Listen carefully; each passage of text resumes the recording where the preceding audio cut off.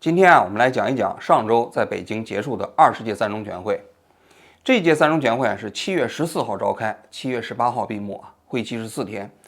这次会议啊，引起了国内外媒体的广泛关注啊。在我看来啊，理由主要有2个方面。第一个方面呢，就是20届三中全会跟以往的三中全会相比，它的会期推迟了差不多整整1年。我们知道，共产党的这种中央全会啊，在党代会之间一般来说会开7届。那么第一届呢，一中全会会在党代会结束之后立刻召开，因为它会选举政治局委员、政治局常委和党中央的总书记啊，它是决定共产党自己换届的，所以是马上必须召开的。二中全会呢，会在第2年的春季召开。二中全会是决定什么的呢？是决定政府换届的权力布局的。因为共产党嘛，我们知道他自己开完全会，把总理啊、部长啊这些人选都决定好了之后，才能让人大和政协这些橡皮图章粉墨登场嘛。所以呢，共产党的二中全会就是为了布局人大和政协的这个权力机构的。那么三中全会按照惯例来讲，就是在二中全会之后马上就要进行了。那因为三中全会呢，按照惯例就是要搞经济政策的，就是你这一届的共产党的领导班子，在未来5年，你的经济政策如何进行贯彻？你在经济方面的意识形态的领域有没有什么突破？我们都知道啊，整个邓小平啊主导的改革开放的一个标志性的这个转折点，就是11届三中全会。因为11届三中全会之前，共产党自己内部先开了一个中央工作会议，那中央工作会议把华国锋他们彻底给干倒了。11届三中全会应该说就是改革开放在经济领域内宣布开始。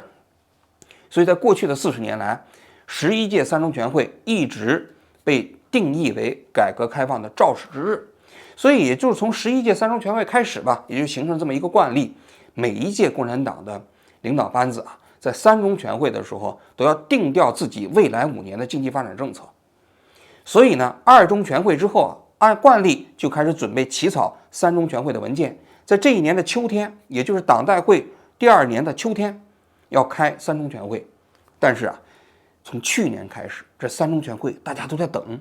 说这20届三中全会啊应该召开了吧？结果等到了秋天的时候没有召开，等到了冬天的时候也没有召开，等到了今年的春天的时候也没有召开，一直到今年的7月份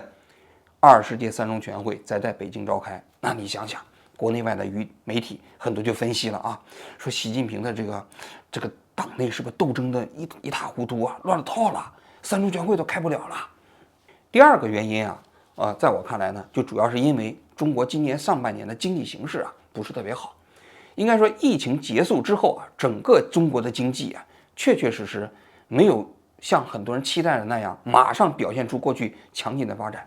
今年上半年呢，整个 GDP 的增速是5%，那么其中1季度呢是5.3%，二季度呢已经下降到4.7%了。那这个降速还是非常快的啊！全年提出来的目标是5%啊，按照这个速度来讲，那你这个下半年如果要是继续下降的话，这5%的经济增长率有可能不保。更重要的是啊，这2年中国经济面对内忧外患。所谓内忧，房地产大家都知道啊，现在的价格一落千丈。那么自从整个经济下行周期之后，房地产是表现最敏锐的嘛。那么房地产又构成了整个中国普通家庭财产上收入的最重要的部分，70%的财产来自于房地产嘛。那么房地产一不行了，那整个消费信心慢慢就消磨了，所以内需现在不足。为什么这2年拼多多它这个发展非常快啊？因为拼多多上的商品大家都知道价钱比较便宜，质量比较差嘛。那么相对来说，国民愿意消费拼多多这样的产品，就说明整个的消费的信心不足。那么你中国的经济内需不足，这是内忧。那么外患是什么？大家都知道，从2016年开始，中美之间就爆发贸易战。这中美之间的贸易战导致了中国制造出口受到了非常大的限制，这一点在最近2年应该说有加剧的趋势。那么这种加剧的就是贸易摩擦，也包括贸易战，对整个中国经济的挑战也是非常严峻的啊。所以在这种情况下，大家都想看一看20届三中全会这个习近平的领导班子准备在经济领域内是不是有一些大刀阔斧的改革。换言之，就是在经济方面的负反馈有没有让这样的一个共产党的决策机制能够那种警醒，能够重新评估一下过去5年甚至过去10年的经济政策？全会听取和讨论了习近平受中央政治局委托所做的工作报告，审议通过了中共中央关于进一步全面深化改革、推进中国式现代化的决定。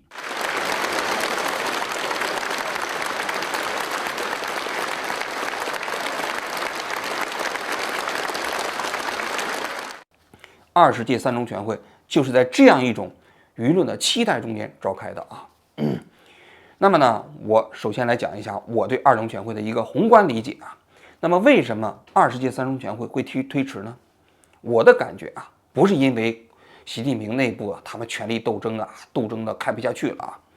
我的观点是，20届三中全会啊，它的重要性下降了。为什么呢？因为习近平啊，他上任的时候，第一个三中全会是18届三中全会，那个三中全会对他来说最重要，因为他首次当共产党的老大嘛啊。那么之前每一个三中全会之所以重要，是因为这些领导人第一次上台，他构建自己的领导政策呢，其实是最先要解决的问题。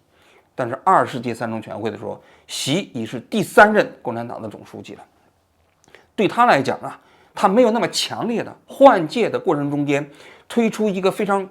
新的、非常重要的理论体系的这样的一个迫切需要。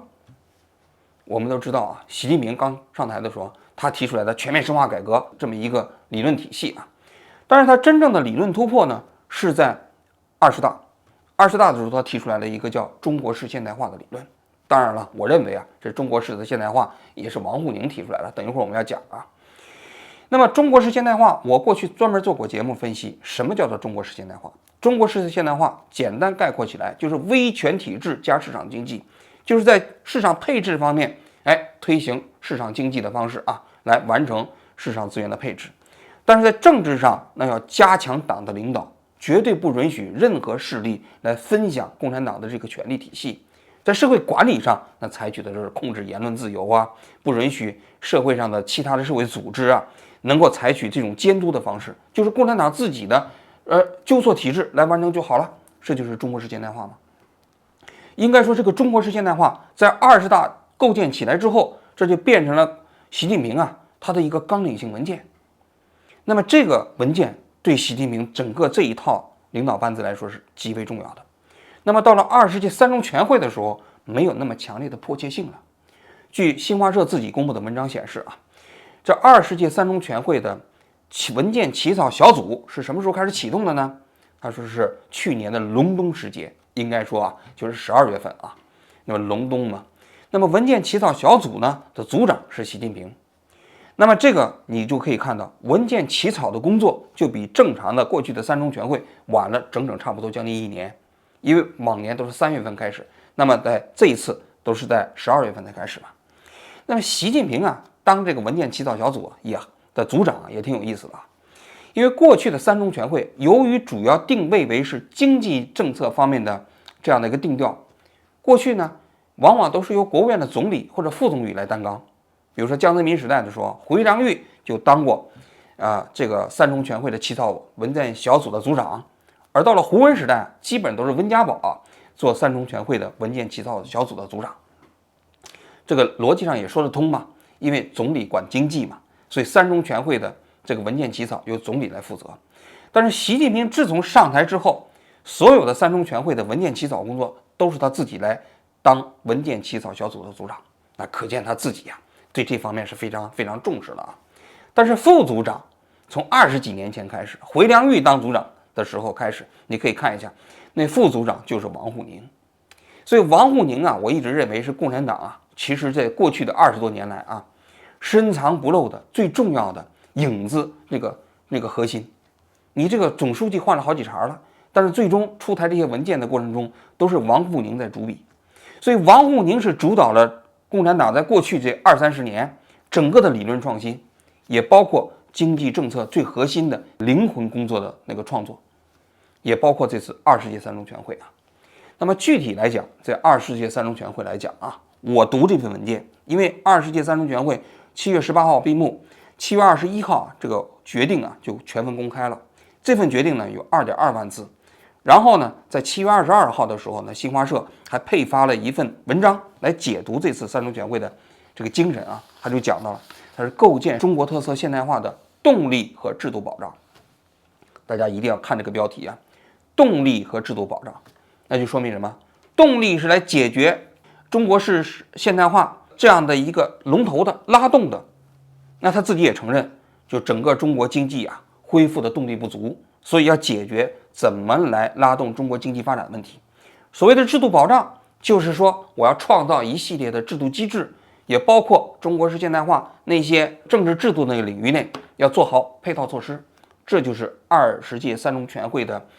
提纲挈领的这样的一个概括。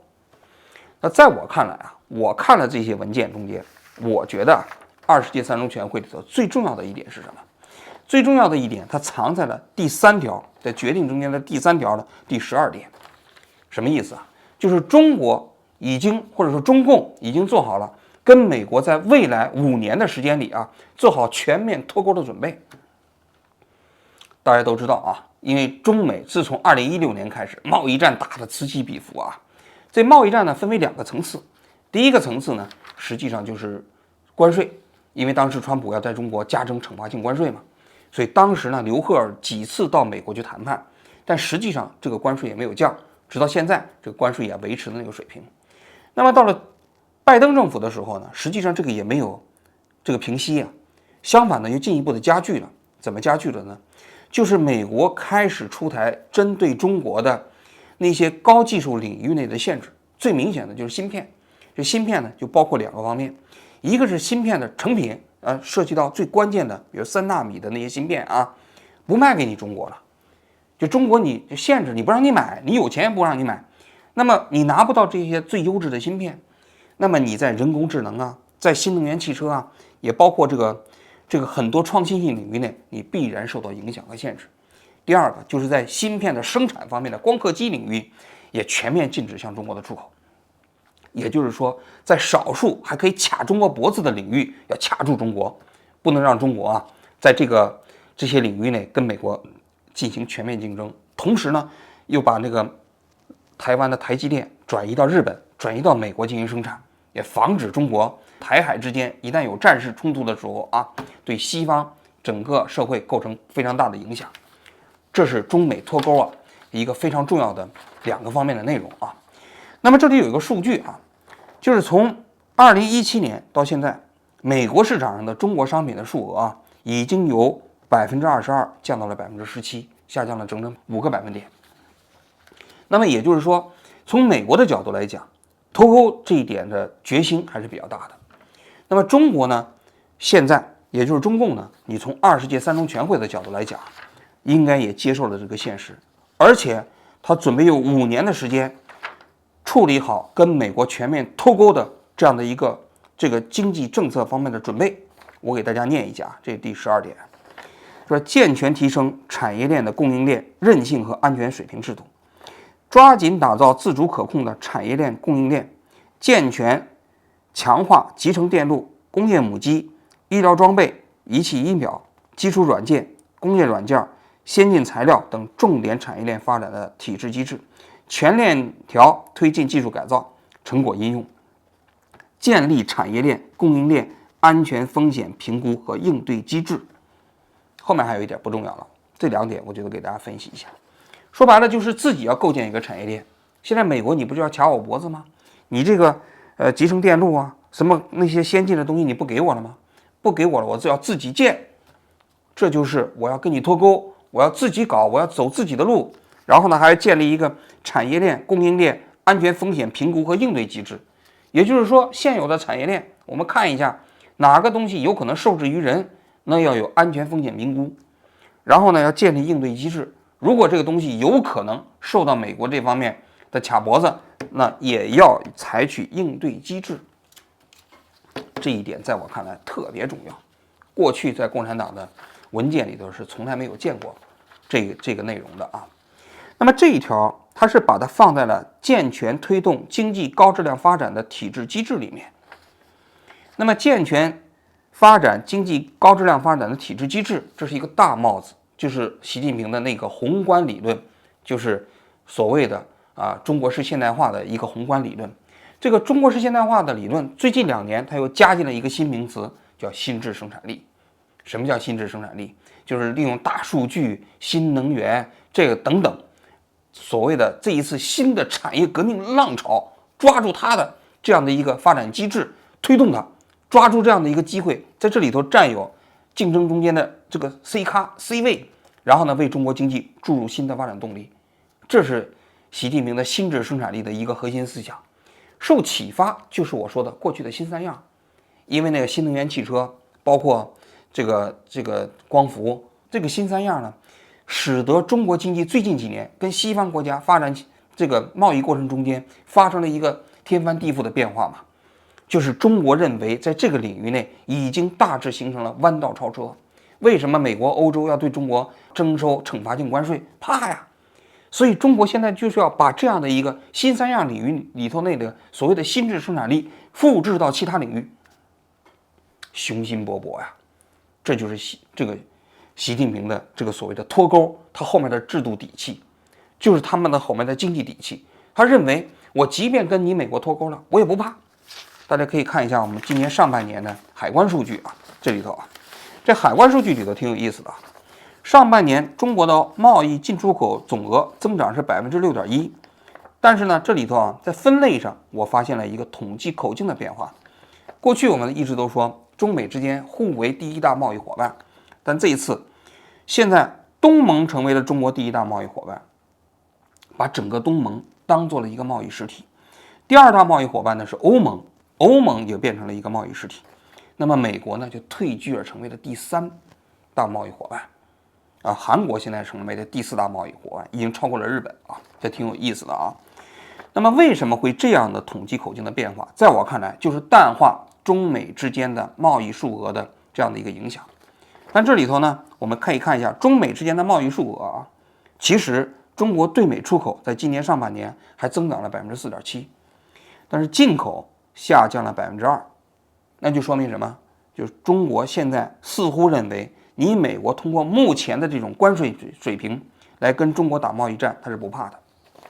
但是大家也都知道了啊，川普如果上台，他可能现在已经放出风了，要对中国继续实行更高的惩罚性关税。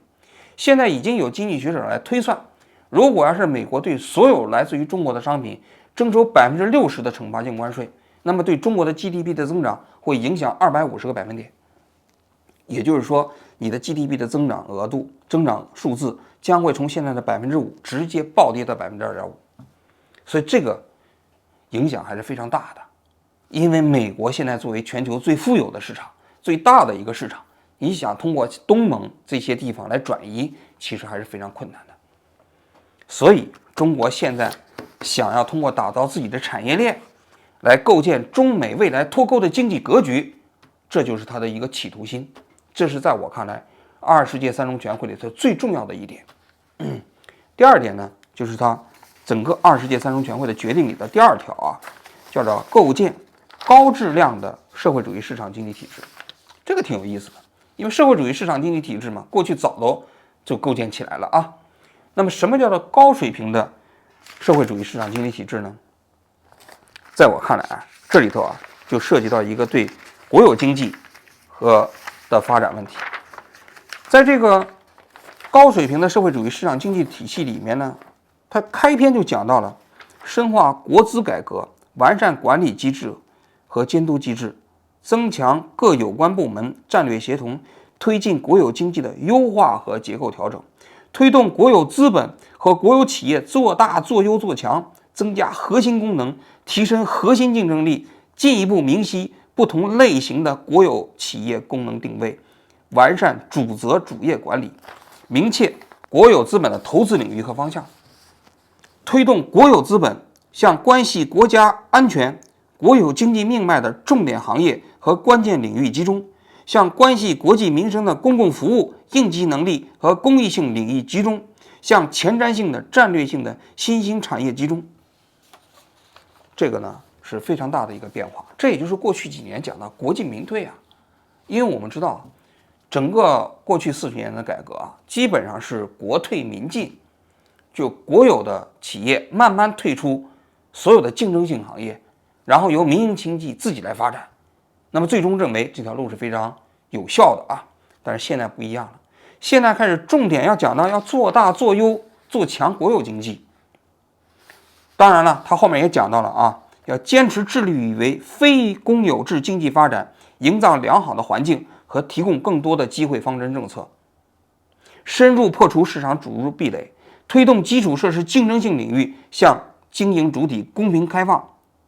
完善民营企业参与国家重大项目建设的长效机制等等吧。说白了就是什么都想要，但在我看来，这两者之间是存在矛盾的，因为国有企业和民营经济在中国市场主体中间地位原本就不平等，怎么可能平等呢？你要知道，这过去几年收拾阿里、收拾滴滴、收拾这个腾讯，他怎么没有收拾那些国有企业呢？说白了，国有企业就是亲儿子嘛。你们这些民营经济，那连养子都算不上，对不对？那可能就是私生子，你私生子怎么能跟人家那个长子相比呢？所以你这私生子，你要想在法律上构建一个跟长子公平竞争的机制，至少我们现在看没有看到这种可能性。虽然说现在说构建一个高水平的社会主义市场经济体系，其实就是走开倒车，其实就是希望能够在国有经济在更多的领域内占有更重要的地位，这一点其实是特别令人担心的。那从这个我们再往前讲啊，就通篇看下来，20届三中全会啊这样的一个决定啊，他没有讲政府跟经济之间的关系，没有讲政府跟市场之间的关系，讲的都是什么呢？这个经济跟社会之间的关系，无非是讲统一市场，无非是讲财税制度的改革。但是政府跟市场之间的定位呢，其实更多的是加强党的领导，加强政府在资源配置过程中间发挥的作用。这其实不也是开倒车吗？那就说明什么？我看到一个篇分析文章讲的还蛮有道理的，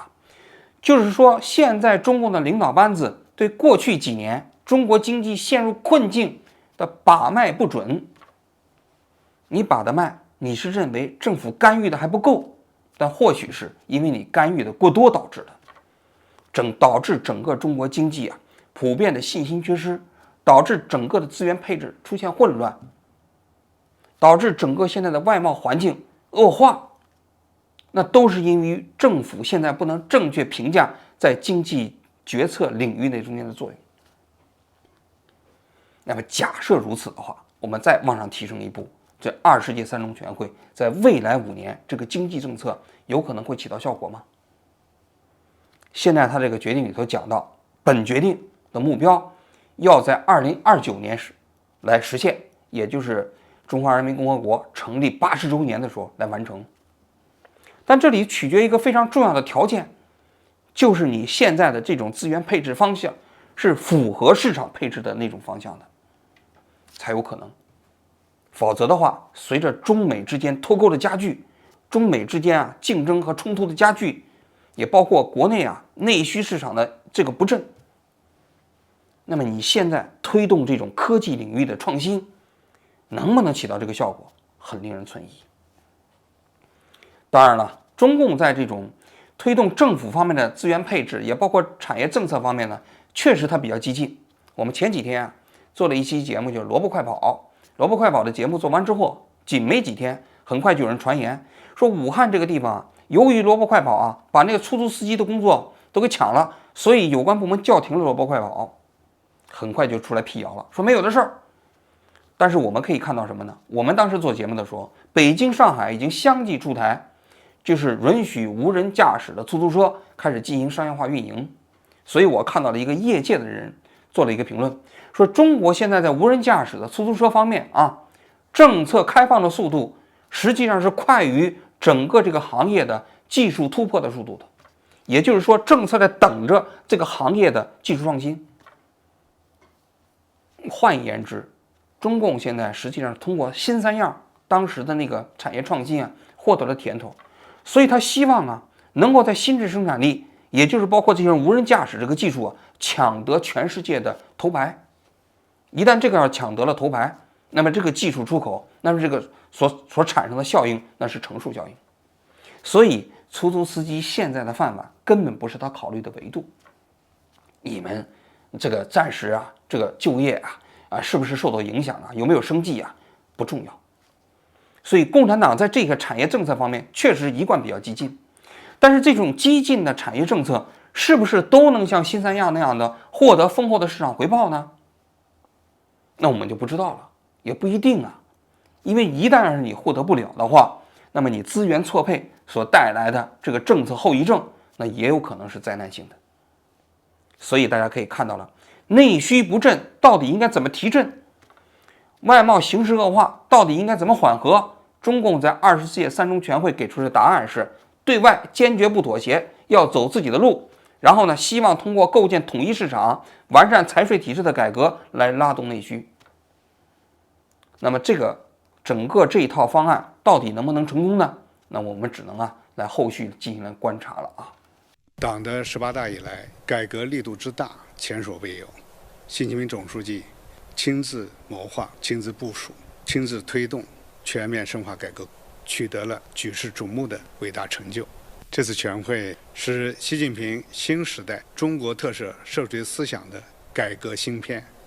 为进一步全面深化改革、推进中国式现代化提供了强大的思想武装和科学的行动指南，必将有力地推动党和国家事业蓬勃发展。20届三中全会还有一点花边，是吧？一个花边呢，就是这次开会的时候，这国外很多反贼都在传言说习近平中风了，不行了，说摔了一跤，传的有鼻子有眼的啊。当然后来人习近平出来了，说他们还不信，说你看假的替身。那蔡霞就在说，你看到了吗？那假的，那两个腿分叉的那个姿势不像，肯定是个替身。我是觉得这个很多人常常用愿望来代替现实。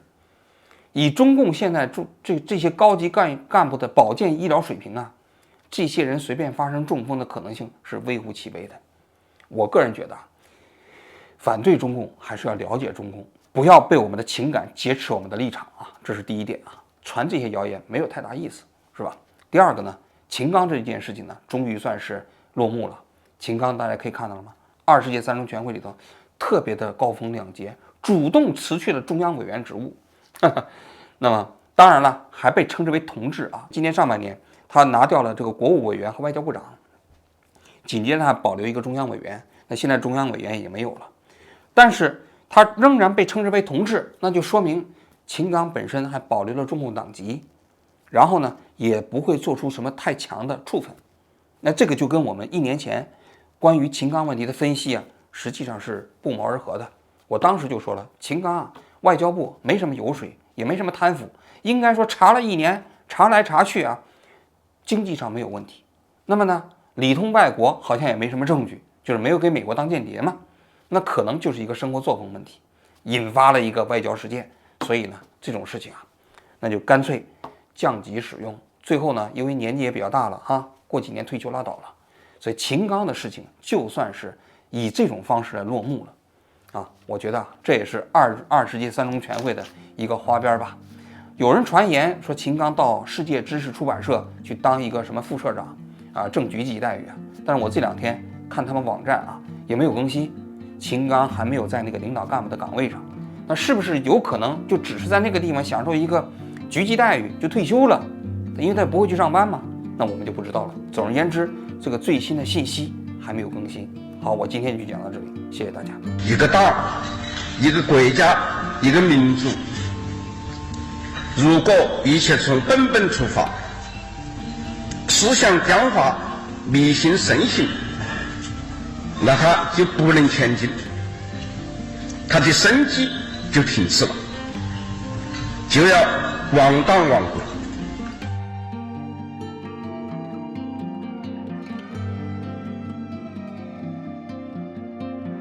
但就全党全国来看，许多人还是不那么敢讲话。好的意见不那么敢讲，坏人坏事不那么敢反对，这种状况不改变，怎么能叫大家解放思想、开动脑筋？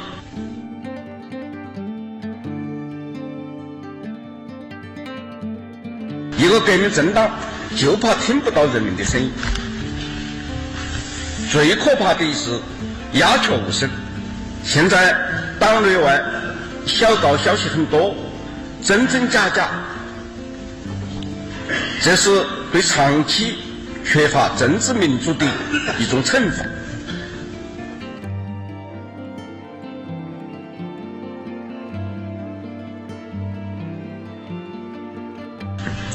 必须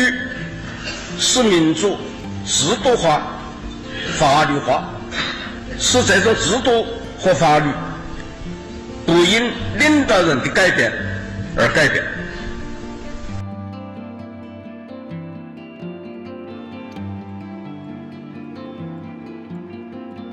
一个是学经济学，一个是学科学技术，一个是学管理。学习好才可能领导好高速度、高水平的社会主义现代化建设。从实践中学，从书本上学，从自己和人家的经验教训中学。